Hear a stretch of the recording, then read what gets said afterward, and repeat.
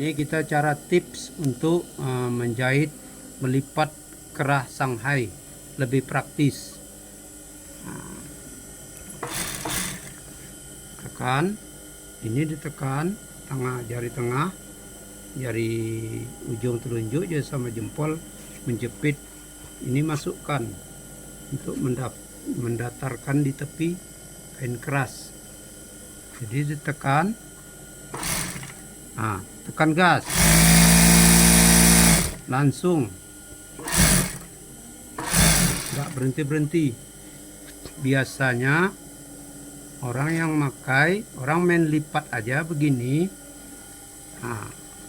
lipat begini, jahit begini, lipat lagi, lipat lagi, lipat lagi, jadi lama.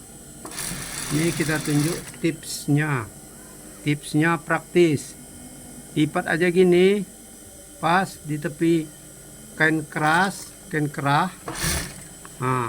Lipat, dorong sedikit. Sudah tuh jepit jari telunjuk sama jari tengah, menekan, ini menjepit. Ini menahan, dua jari jempol menahan. Sama jempol sama jari telunjuk ini menekan, tekan aja gini, nyantai aja.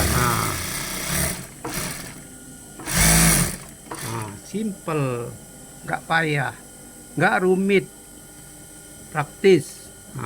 Seperti ini ya, lipat, tekan,